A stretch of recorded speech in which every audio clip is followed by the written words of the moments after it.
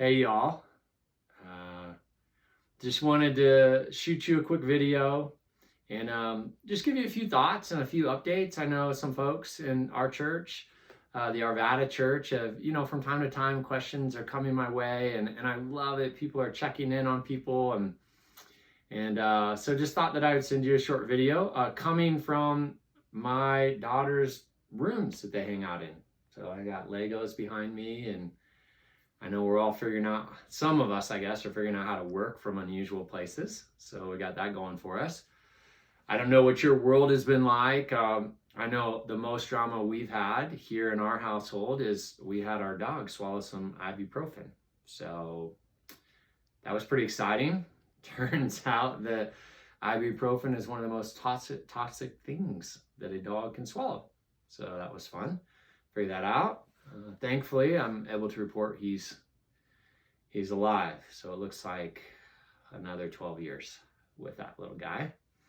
But overall, we're doing well. And so thanks for so many of you who have checked in on us, and we hope you're well. And hey, I just wanted to give a thought and then a couple of updates. And my thought is simply this. It's really interesting. At the beginning of the year, I prayed and asked God for me to give me specifically for my life a word for the year. And in our church, in Arvada, we talk about this a lot. Like, ask God to speak to you about the theme for the year. And what was really interesting is that he spoke to me the word health. That was the word I got at the start of this year. And in January, I got a really bad cold, and I never get sick. I never get colds. And I thought that was kind of ironic that my word for the year was health. And here I was in month one, I had a cold. And, that was kind of ironic, kind of funny. But now here we sit in a once in 100-year moment. With a pandemic, and it seems really, really strange. So I'm personally trying to figure that out. But the one thing I've been thinking a lot about with the word health that I felt like God spoke to me early on in January was health is about being present. Like emotional health, it's about being present to God. It's about being present to those you love. It's about being present to strangers. That's how we connect and serve people. And if I'm being honest, I think I've shared this before, but my mind runs really fast. And so I'm almost always living in the past or in the future. But it's really hard for me to live in the present. And that's been a challenge. How do you just be present with God and present with people? And I've been working on that before the pandemic hit, and then it hit. And it was just the other day, I saw this headline of an article I read, and it caught my attention with that theme. And it just said the most gospel thing that we can ask right now is simply just to ask, how are you doing? What's interesting about that is we say that as human beings like multiple times a day, mostly as a greeting. We're not actually asking people how they're doing. We're just saying, hey, what's up? Good to see you. But it just really caught my attention that is the most gospel-centered question that we can ask of those that God is putting in our sphere of influence in this time, is simply, how are you doing? And then being available to listen and to engage with the answer. And so I just wanted to share that really simple thought to just say to our church, like, let's be a people who are asking hundreds of people around us. If each of us are asking a few people, how are you doing? How are you dealing with this? How are you getting through? What can I be praying for you? I think that's some of the best stuff that we can be doing right now. And I think it's ultimately what will make us really, really healthy as we come out the other side of this. So very simple thought, but that's been the thing that's been percolating for me, and just thought I'd share that with you. I wanted to share just a couple quick updates because people have written and asked questions. And so for some of you, it's like, you're not going to care. That's totally fine. Turn this off. For some of you, you're like, I don't care about your thoughts. Just give me some updates. So here's the part for you. I just wanted you to know we've just in the last week gotten our first few requests coming into our church for people who've been laid off, people who've been furloughed, maybe people who need groceries. So we've been able to handle those. It's been great. We created a system to be able to serve people. We anticipate over the month of April, those needs will increase, and we'll keep you up to date on that. Some of you have written me and said, we would love to help. We'll deliver groceries.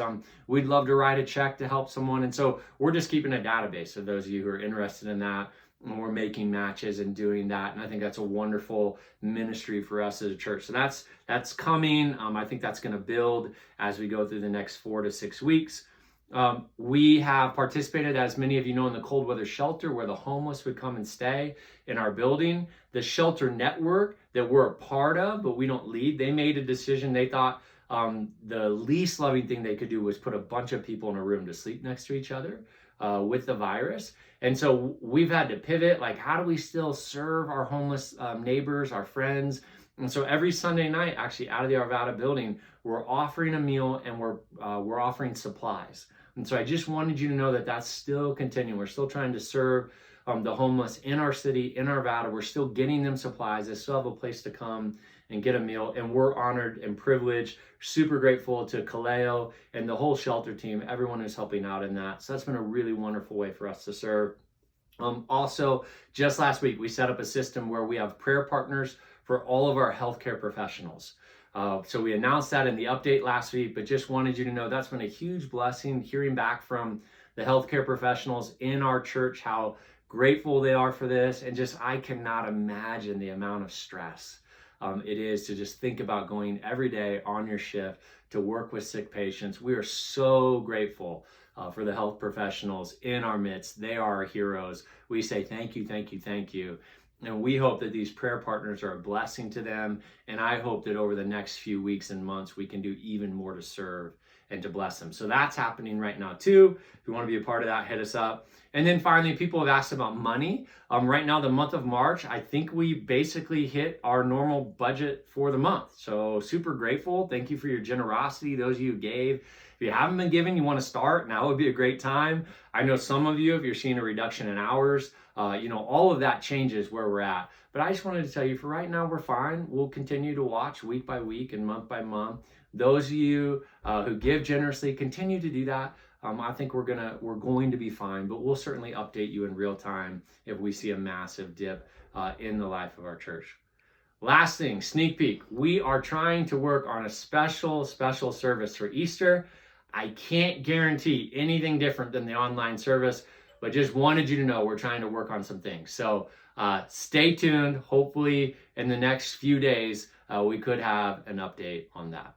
Okay, thanks for taking time out of your busy day or not so busy day. And I really, really hope and pray that you're doing well. Listen, reach out for any reason. You want to connect? We're living on Zoom right now. We would love to hang out virtually with you. So reach out and connect. We hope and pray you're all doing well.